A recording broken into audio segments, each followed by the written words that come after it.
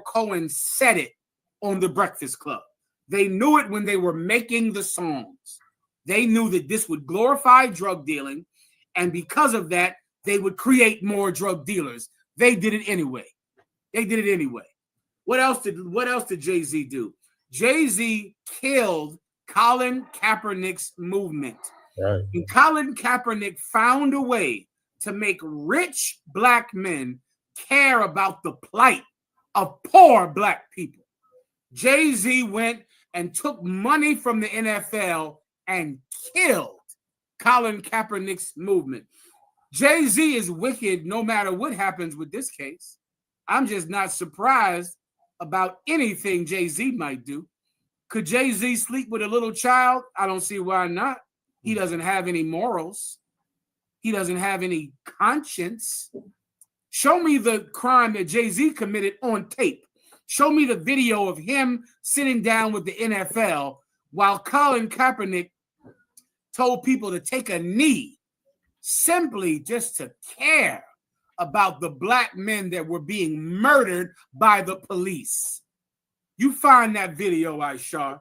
The video of Jay-Z killing Colin Kaepernick's movement. And now today you wonder why Daniel Penny feels justified in strangling a black man for simply having a mental disorder, by having mental illness.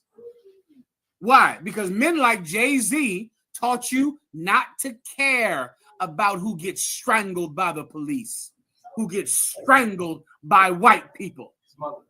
You went back to playing football. Jay-Z is a despicable human being, and it's absolutely possible that he would do anything. Here's the video right here. Now I don't know if there's enough evidence to convict him of raping a child, but I know he did this. Go ahead and play it. Now wait, I'm sorry, Aishar, you there? Come. At this table, you see that white man sitting next to him? That's Roger Goodell. That's the chairman of the NFL. And at this time, there is so much controversy going on because at the beginning of every football game in America, black people and white people are taking knees because they want to show solidarity with black men who were being murdered by the police, unarmed black men. What did Roger Goodell go do? He did what Andrew Schultz did when he went and found Charlemagne the God, when everyone realized that he was a stinking piece of racist garbage. He went and got Charlemagne the God to sit next to him. He did the same thing that Kramer from Seinfeld did. Kramer from Seinfeld went out and got Jesse Jackson because Kramer from Seinfeld called two people a nigger at one of his comedy shows. And so he went and got Jesse Jackson to stand next to him at a press conference. You can find that too, Aishar. Well, what did Roger Goodell do when he wanted black people to stop kneeling and to start playing football? He went out and got Jay-Z. And because of that, Jay-Z is the one who decides who performs at the Super Bowl every year. And of course, he's doing a terrible job at it because he's a terrible human being. This is the crime that Jay-Z committed, that there is no doubt that he did it. Go ahead and play. This is a success, right? This is the next thing, right? Because there's two parts of protesting. Action to sit was realistic to taking a knee. You go outside and you protest, and then the company or the individual say, I hear you. What do we do next? We have cops that are murdering people. We have cops in the SFPD that are blatantly racist. And those issues need to be addressed. For me, it was like actionable item. What are we gonna do with it? Believe in something, even if it means sacrificing everything. What are we gonna do?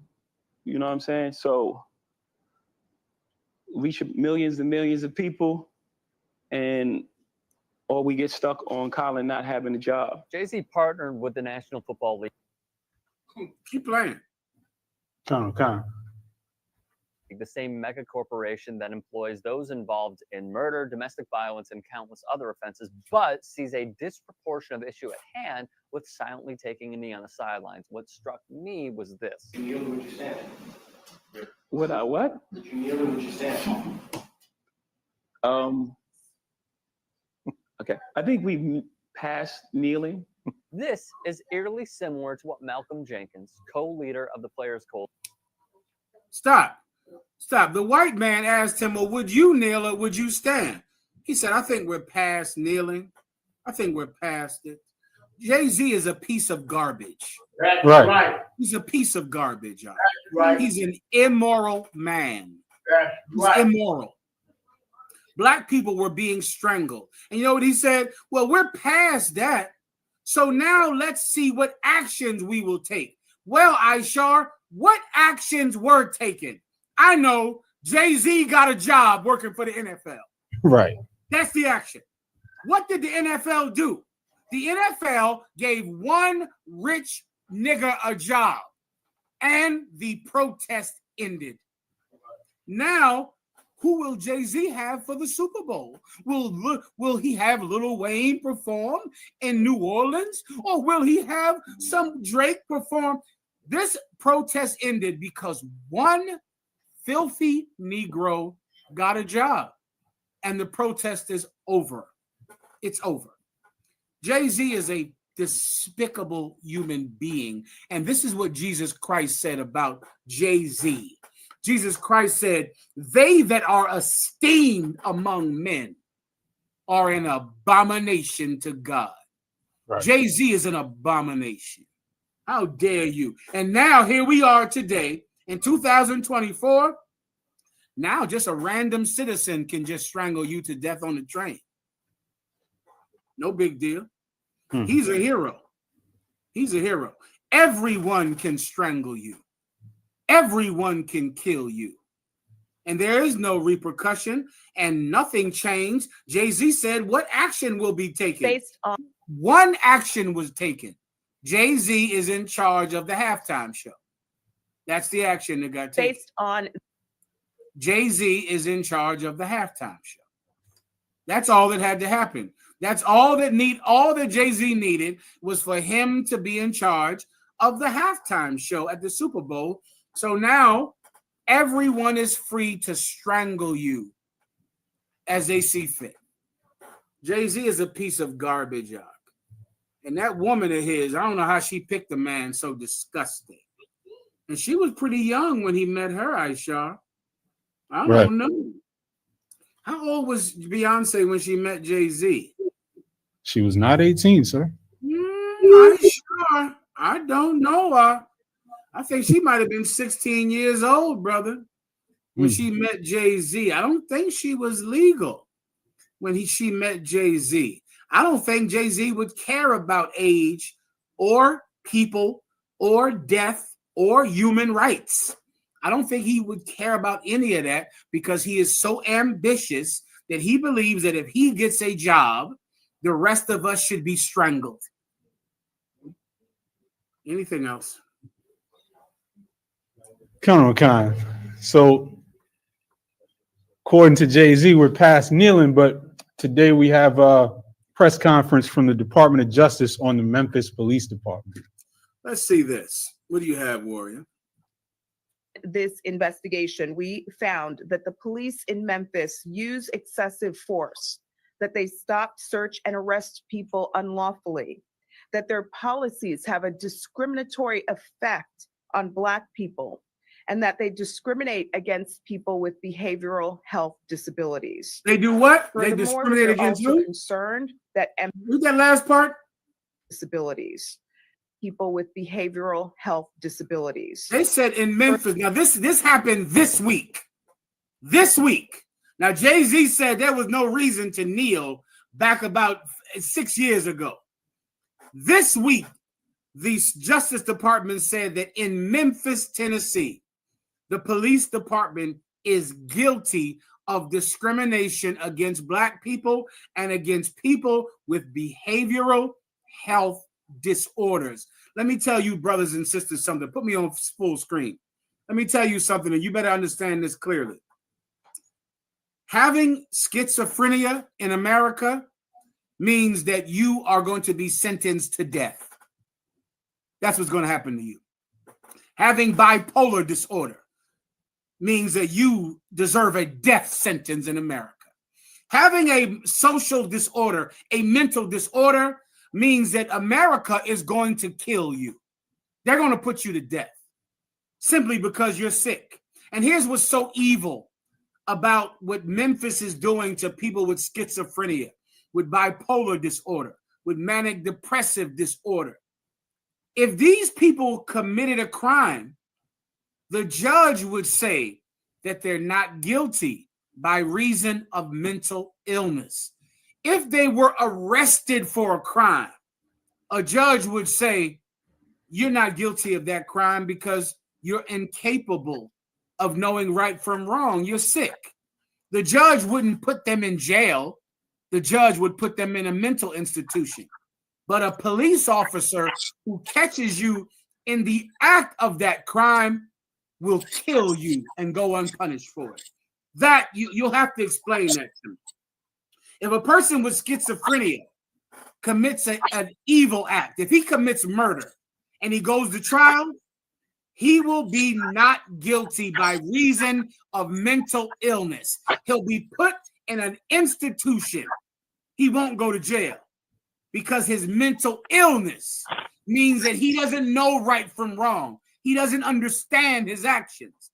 But if a police officer or if Daniel Penny sees you on the train yelling in people's faces, he can strangle you to death and pronounce his punishment, his judgment right there that day. And he'll put you to death when a judge would have said you're not guilty by reason of mental illness. Jay-Z explained that to me. I don't understand that. If a person will go to court and a judge will say, well, this person is not responsible for his actions, he's sick. He has schizophrenia. He doesn't understand his actions. But you can kill him, and that is also legal? You'll have to explain that to me. I don't understand it. But I might be stricken with something that white people don't have. I might have a conscience that white people don't have. And that's going into my topic today. I'm going to try to make you understand something that I know you won't understand.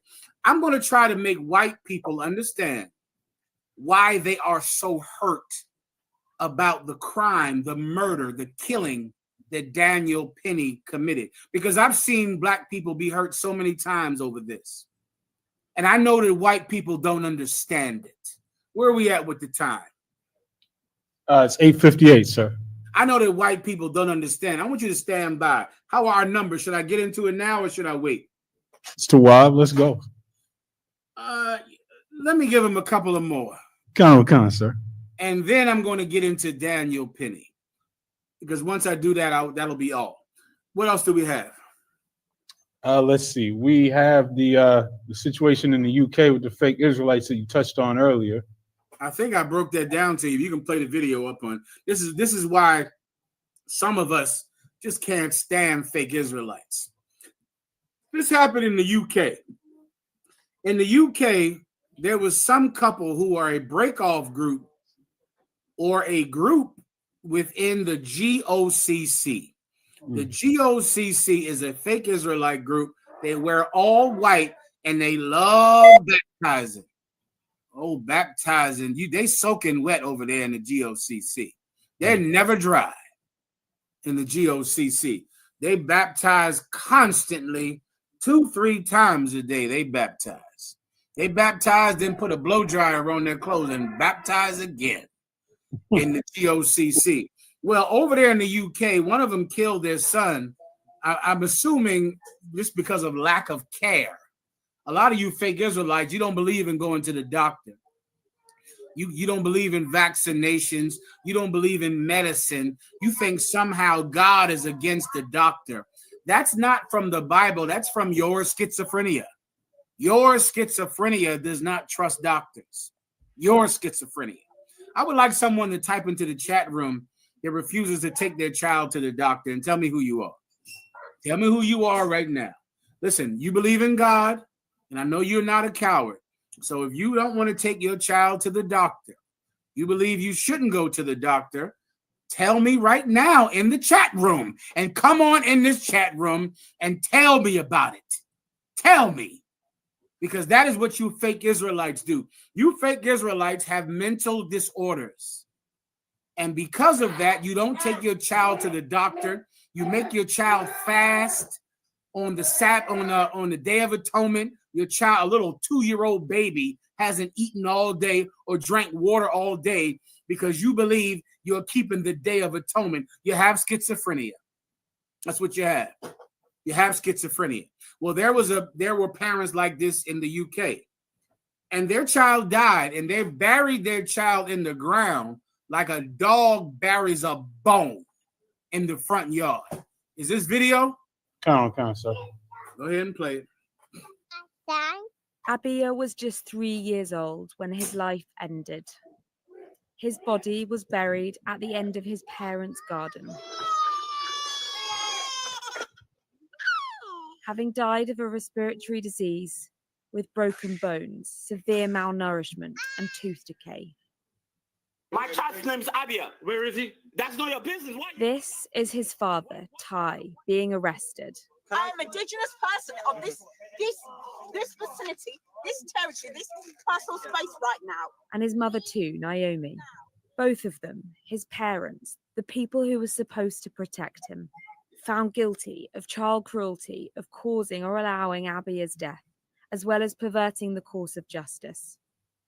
Living in a house that looked like this, the prosecution said the couple failed to properly feed Abia or get medical help. The pair followed a restrictive vegan diet and believed in a system that rejected the services of the state, like healthcare or traditional medicine.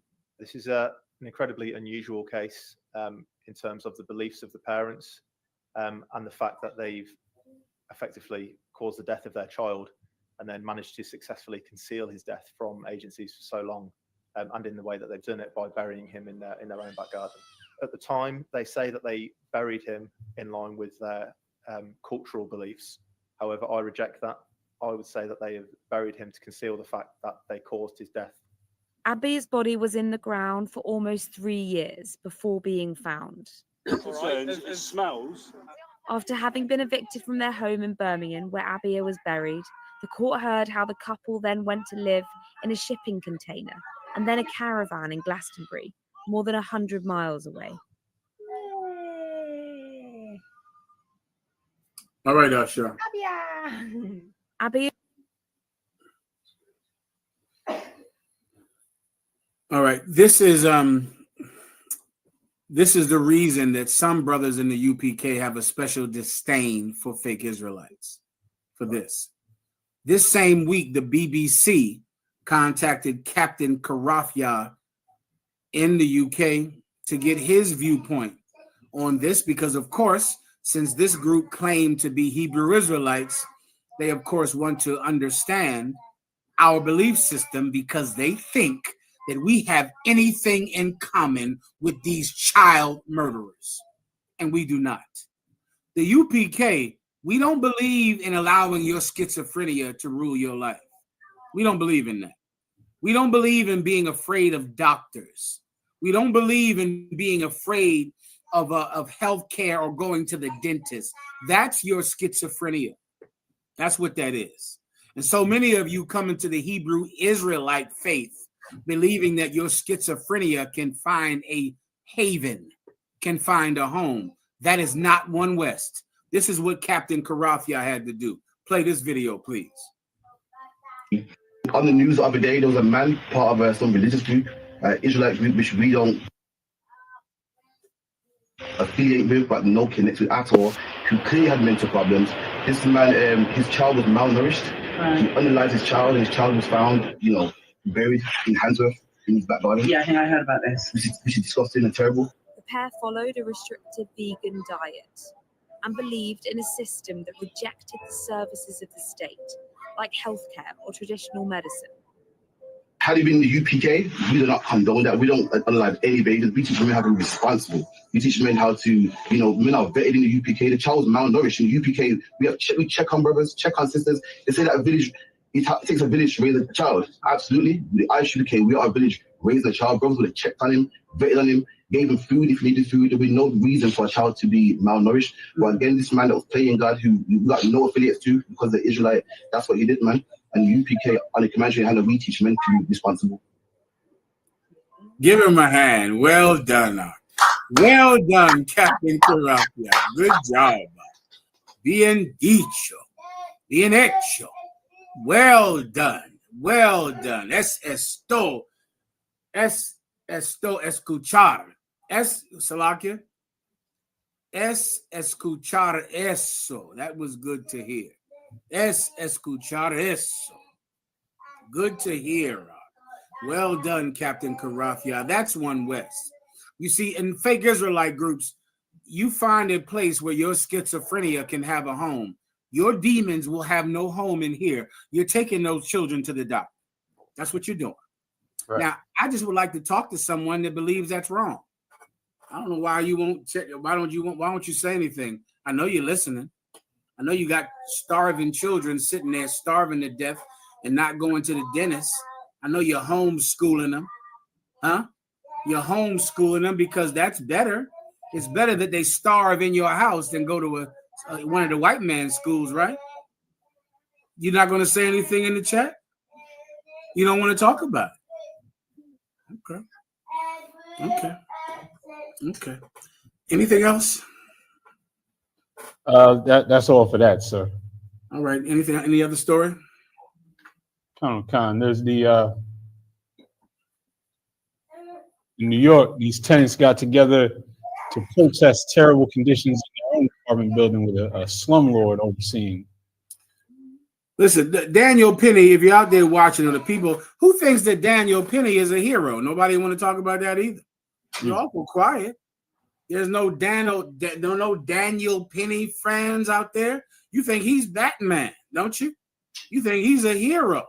Daniel Penny, the next time you see a brother screaming and yelling on a train and he's seeming so scary, I want to show you where we live, where we come from.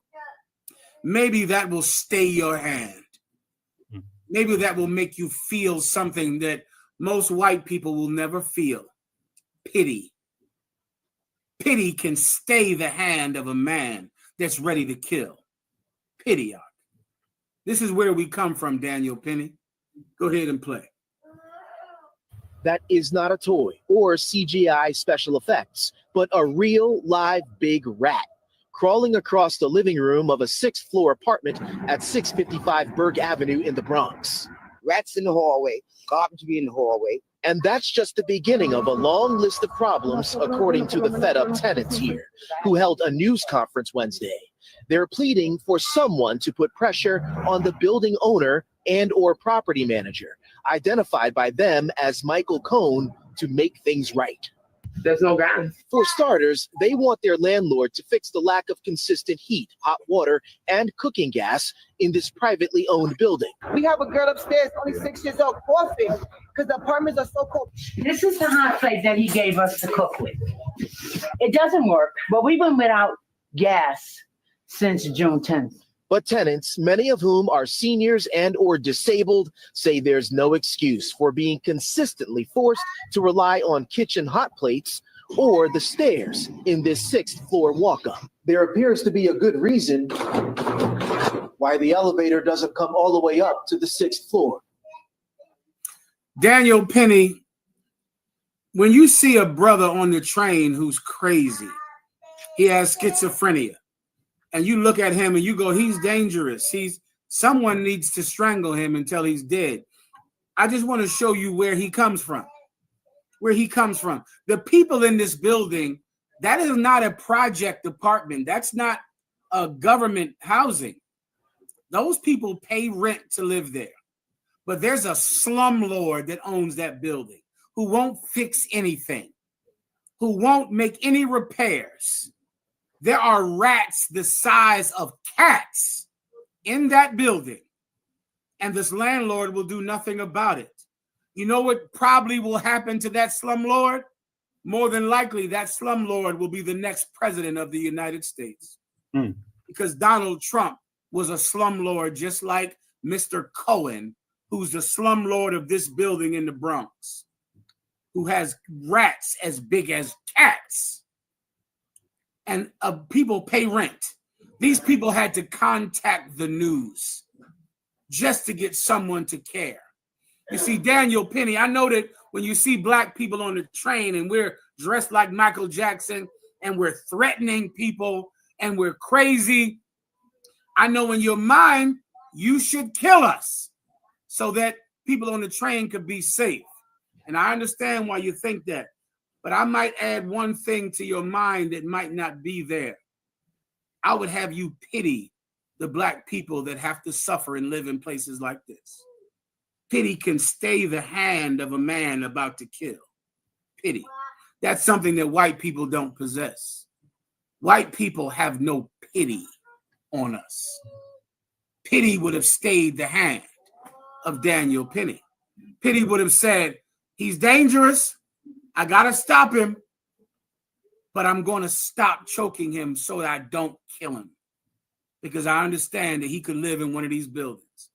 I understand the type of family he could have come from.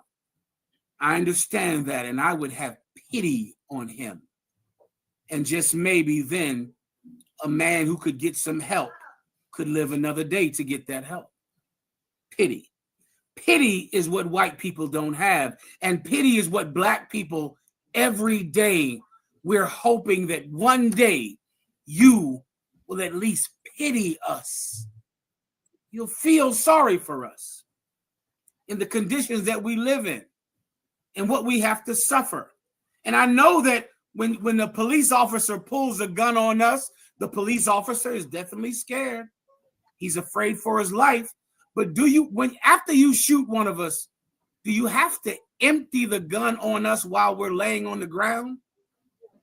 Could you shoot us one time and then when we're not moving, could you stop? But do you have to shoot us 10 more times after we're laying down? Could you have pity on us? Could you feel sorry for us? We're not asking for equality. We know that's too much. Black people don't have the right to ask for equality. We've been asking, I think, for 100 years. So I know that that's not possible, equality. I know that's something that we don't have enough time to have another movement to try to get equality in America. Could you have pity, however? Could you feel sorry for us? Because if you could do that, I believe that would be enough. That would be enough if you could pity us. The problem is, no matter what happens to us, you don't pity us. Give me what Elon Musk said today. This is Elon. Elon Musk now, Donald Trump has given him the government. And Elon Musk is a South African piece of garbage who learned to belittle Africans in South Africa. Now he comes to America. And guess what Elon Musk is going to do? He's going to fix America. Aisha, this is something I've been wondering about for years. And I would love to talk to a white man who supports Donald Trump to make me understand from the perspective of Elon Musk and Donald Trump, what is wrong with America? They say they want to make America great again. What's wrong with America? You're a billionaire. How do you still find fault with America? You know what Elon Musk said? Elon Musk said, this country is on the wrong track. This country is terrible. The country is terrible? You're a South African immigrant that came to America and made billions of dollars. Now you run the government. America is not good enough for you yet? Are you telling me you're not happy here? Donald Trump started his whole campaign saying, this country is going to hell. This country is terrible. We got to make America great again. America is not great enough for you yet. You live in a castle in Florida. You're a billionaire. You're unhappy with America?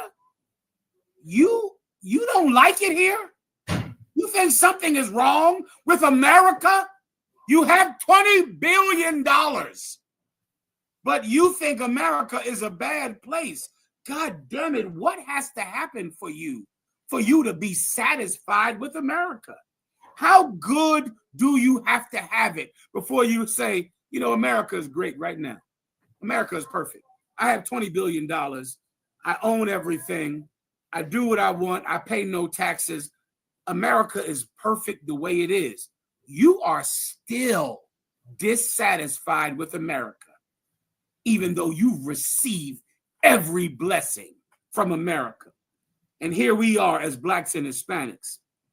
We're pushed to salute a flag during football games by Jay-Z when we live in the Bronx with a landlord who won't fix anything, though we pay him rent. But we have to stand for the national anthem. But Donald Trump doesn't even have to love America when America has given him so much.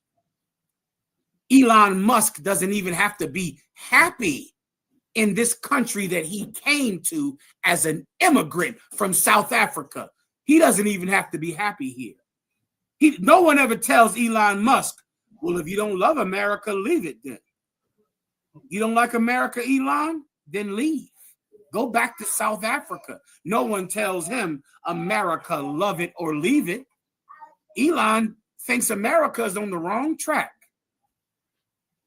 even though he is so blessed. Let me tell you what you're going to have to suffer in the coming years. Play this, please. Colonel Khan, I have an article from The Independent. To Elon Musk, the word homeless is a lie and a propaganda word. Can you put it up on the screen? Khan, sir.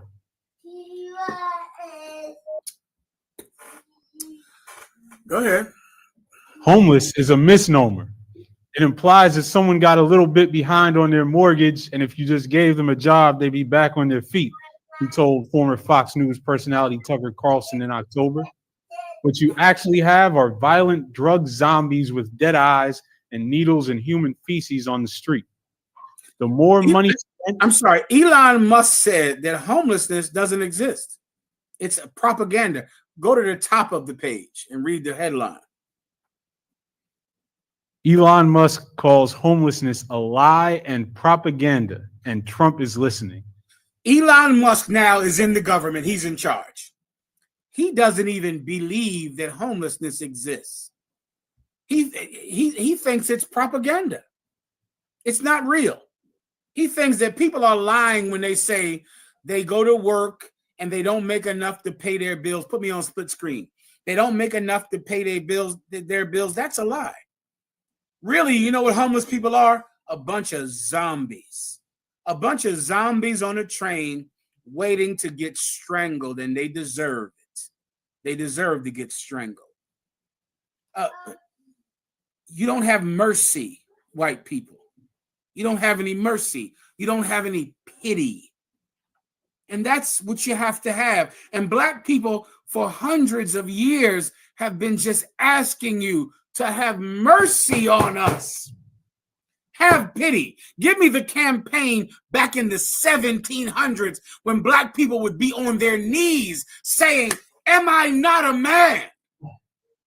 Am I not a man? Aren't I a human being? Sure, you could kill me. I grew up in the Bronx. I grew up in Brooklyn. I grew up in East Harlem. Sure, I have mental problems. I'm threatening people. I'm having another episode. You could kill me. But could you find a way to subdue me and let me live? Am I not a man? Aren't I a person? Could you have mercy on me? I'm not asking for equality. I know that's too much. I know asking for equality is put me on a split screen. I know that's too much. I know it's too much. But could you pity me? Could you have mercy on me? Black people have asked for that for so long. White people don't have pity. They don't have mercy. And that's what hurts you. That's what hurts you. When you saw Eric Gardner, when you saw the what's the brother who was strangled by the police with his knee on his back? George Floyd. George Floyd. When black people watch that, you know what they're thinking? When they saw the George Floyd killing, you know what they were thinking? He's down. He's not moving. Okay, you had to subdue him. I get it. You had to arrest him. He's on the ground. He's not moving. Could you just let up off of his back?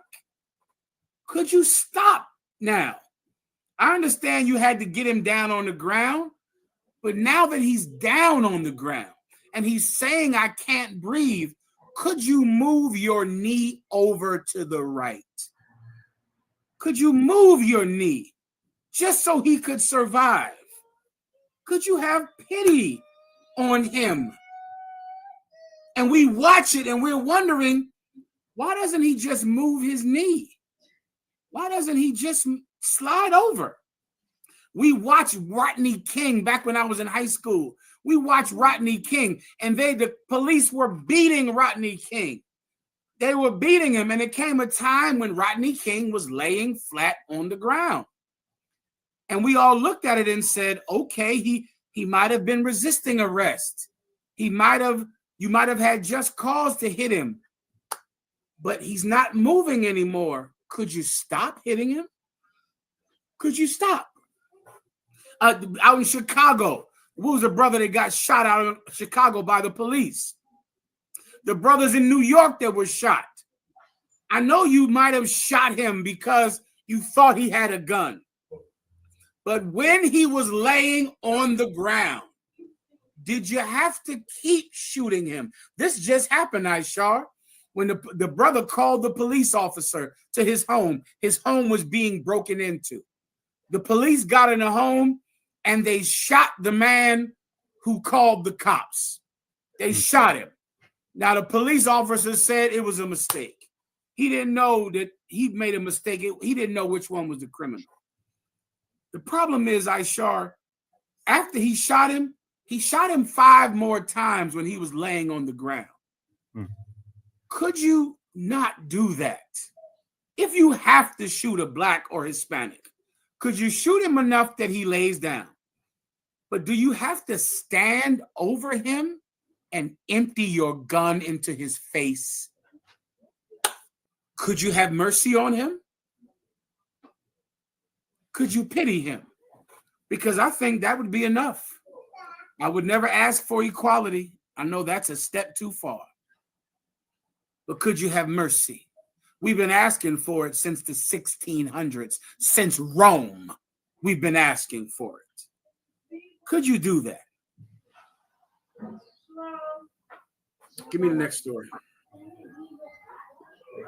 Con. We have this clip of Toni Morrison.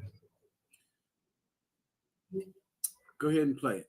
Now, brothers, I would like to get into why black people are so hurt about what happened, about the murder, the killing that Daniel Kinney committed. Don't play that yet. But first, I might have to help black people to save their lives. Black people, because now I think we should realize that white people don't have the capacity for mercy or pity. I want to explain to you how you're going to have to behave to survive here. Give me assault. Let me see the classroom. Let me see all the classes. Aishar, give me assault. The first one I told you to pull up. Brothers out there and sisters, I want you to define assault for me. Give me the legal term for assault in Trinidad and America. Who would like to give it to me? Assault. I know you've heard that word before, right? To assault someone. Houston, have you ever heard that term before? Have you ever heard the term assault?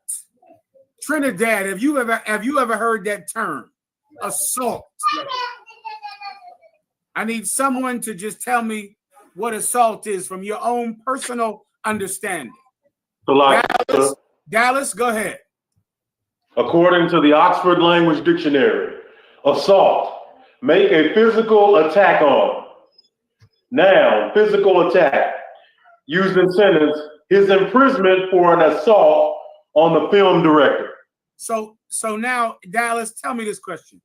In the real world, if you were to assault someone, what would you have to do for it to be classified as assault?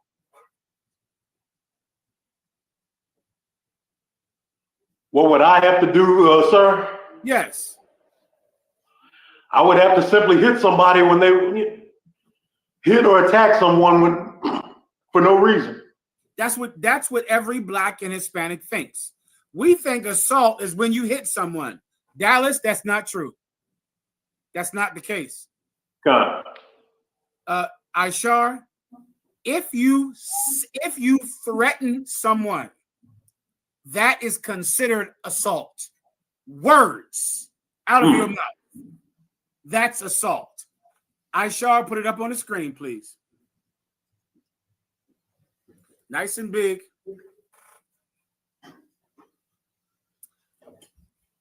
Read it, Aishar. Yes, threatening someone can be considered assault, as assault can be defined as intentionally causing another person to fear imminent bodily harm. Do you understand, Dallas? Dallas, I know we as Black people, we don't know this. But if you are saying to someone, I'm going to punch you in your face, that person can strangle you to death because you have assaulted him. We as Black people, we go look it up in the dictionary, and we think assault is when you hit someone. Put me up on the screen. We think assault is when you hit someone. That is not true. That is not true legally. Legally, when you threaten someone, that is assault, which is why Daniel Penny did not get convicted of third-degree murder, because that brother assaulted everyone on the train. He assaulted them because a threat, a verbal threat, can be considered assault. So then when he kills you or when he shoots you, you are assaulting him. So he was justified in killing you. That's the legal system in America, brother. That's true. It doesn't make sense to us. Us as Black people, we go, well, how is that assault when he never touched anybody? He never hit anybody. How could that be assault? In America, they classify assault as words, threats. Threats can be considered assault if people are scared. So all Daniel Penny had to do was bring people into that trial who were on that train and ask them, were you scared? Did you feel threatened? And the minute they say yes, he was right to strangle him. He could strangle him. And for the police officers and the people that shoot Blacks and Hispanics, even after they're laying down on the ground, if it's legal to shoot a person one time, it is legal to shoot them 100 times. There is no limit on the amount of bullets that you can put into someone that is legally threatening you. So if the law allows me to shoot you once, the law also allows me to shoot you 41 times. That's legal. Now, us as Black people, we think, well, damn, he could shoot him one time, but why did he shoot him 57 times? Why did he shoot him when he was laying down? That's legal, brothers. It's legal because he assaulted him. He assaulted him. He said something that was threatening. You need to understand this to survive here, to live. Am I done? Let me see the brothers in the other camps. Am I done? Do I have to make your brain explode? Do you want your brain to explode? Let me show you what else is assault. Aishar, read, please. Yes, depending on the circumstances, looking at someone in a menacing way can be considered assault. That's America, young brothers. Split screen with me and the thing. That's America. That's America. Put me on the screen with the thing you looked up. Concept. That's America. Do you understand what this means, Ak? Looking at somebody in a menacing way can be considered assault. Meaning this right here. That person can say, Mahayaman scared me. I was threatened by the look in his eyes. So I shot him. And then when he laid down, I shot him 30 more times. That can be considered legal, brother. That can be legal. Put it up on the screen again. Make sure they understand it, because they're going to lose their lives if they don't. Read it. Yes, depending on the circumstances, looking at someone in a menacing way could be considered assault. You have to understand this, because there's going to come a time when you're going to be having a bad day. You live in an apartment with rats. You're poor. Your landlord won't fix anything in your building. Your baby's mother is a monster who's going to keep your children from you on Christmas. And you'll go outside and you'll do this. When you do it, the white man that you do that to will have legal justification in shooting you twice while you're standing, 10 more times while you're laying down. Do you have that video, that story, the other brother that just got shot? He was a homeowner. He called the cops. Oh, sir. I can pull that up in a quick second. It happened last week. The cop shot him while he was laying down on the ground.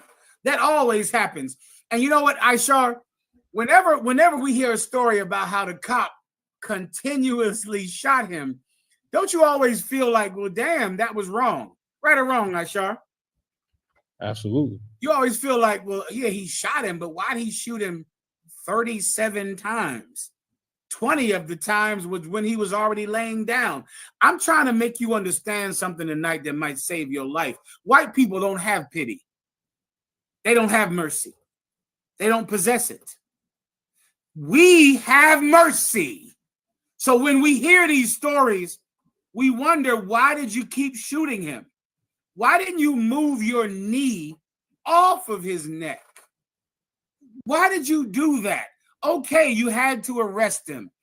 When he was screaming, couldn't you have loosened up a little bit? When you were choking this brother, Daniel Penny, when he stopped moving about 3 minutes into it, when you picked up his hand and he was asleep, he was gone. Why didn't you just loosen up on the chokehold, seeing that he was no longer a threat because he was unconscious? Why'd you have to keep choking him for 6 minutes when he was unconscious after the first minute? After the first minute, he was unconscious. Why'd you do that? We as Black people, we think it's a crime. We think he should be convicted. We think a jury should put Daniel Penny in jail. We don't understand white people. That's not a crime. What Daniel Penny did is not a crime in America. It's only a crime to a man of good conscience, to a man of mercy. But it's not a legal crime. Daniel Penny had a legal right to strangle him for 30 minutes, for 40 minutes, to strangle him until the police came to arrest him. There is no time limit on how long you can strangle a person that is threatening people. It's only a crime when you have a heart. It's only a crime when you have a heart. Blacks and Hispanics, we have a heart. And so when we watch it, it breaks our heart because we're wondering, aren't we a man?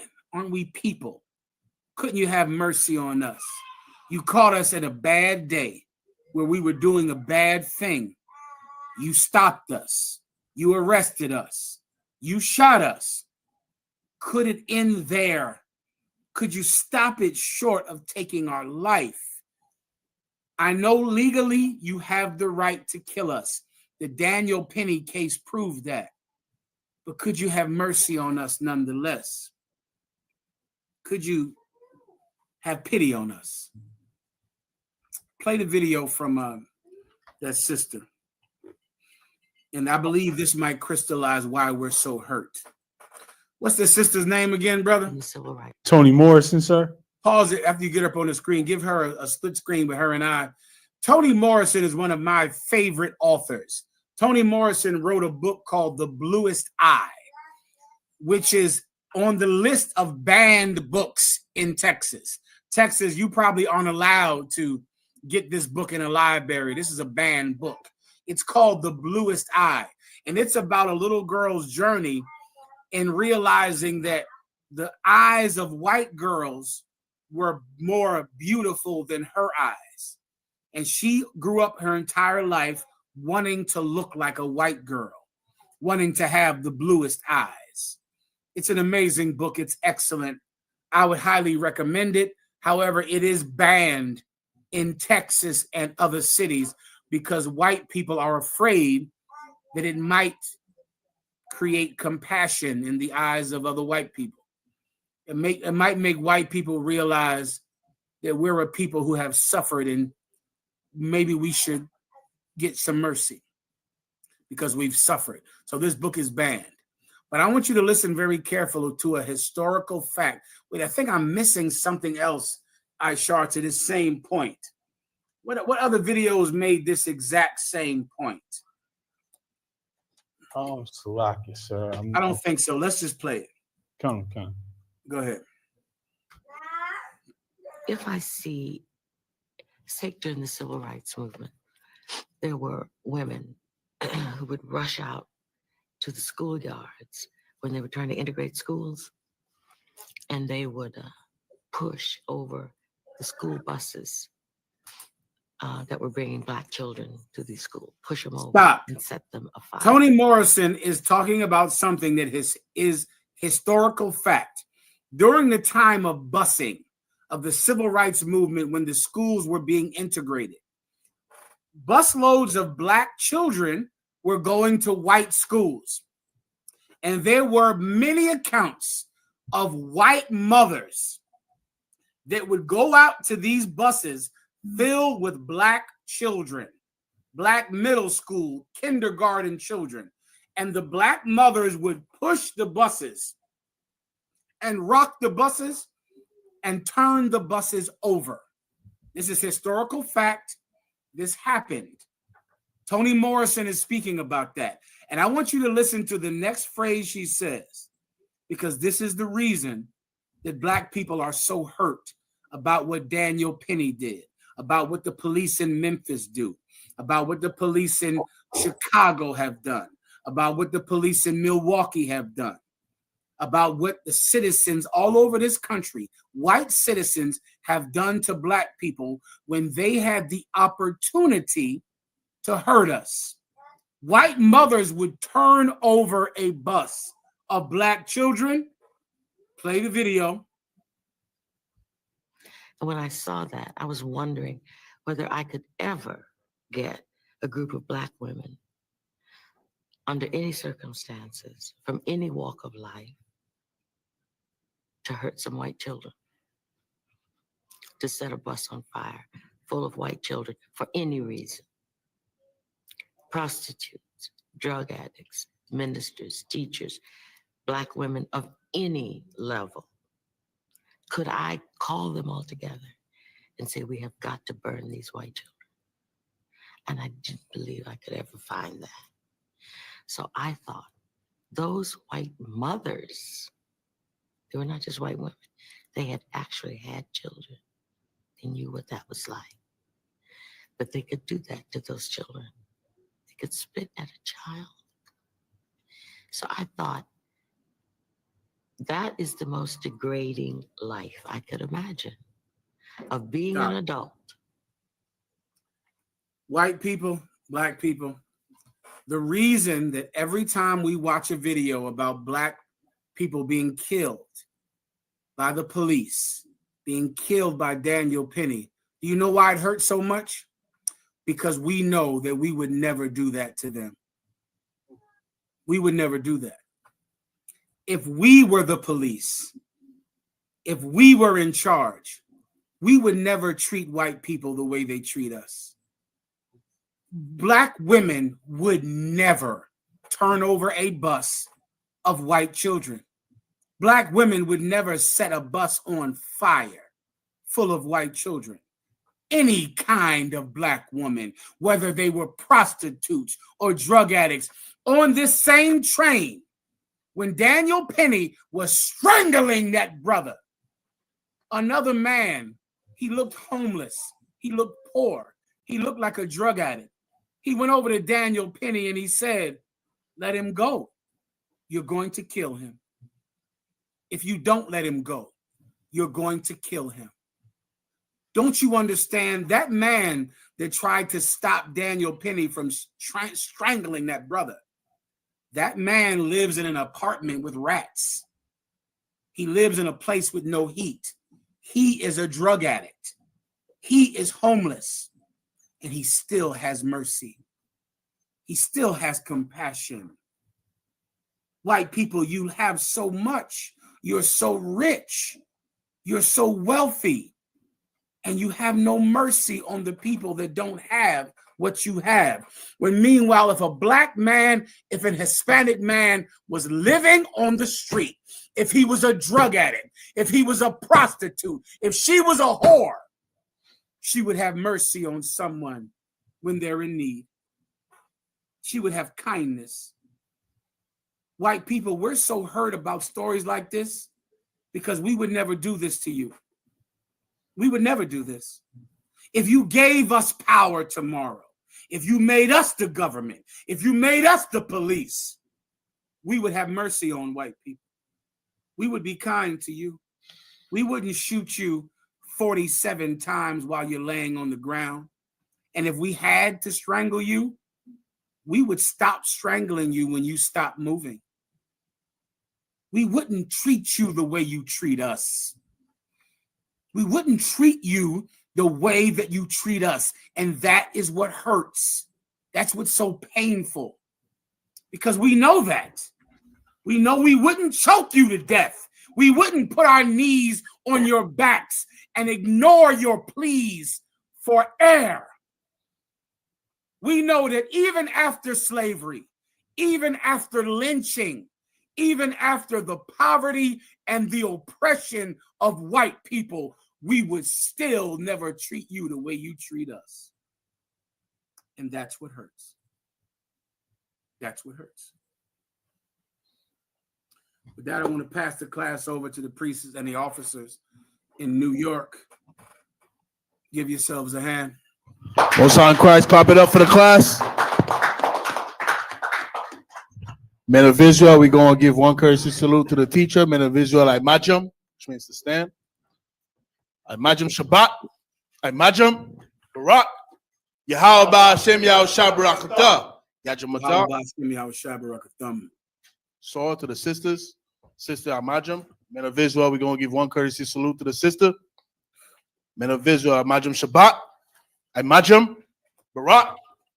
Yahweh Shemar Latam Hashem Yahushua. Yajamata, dismiss.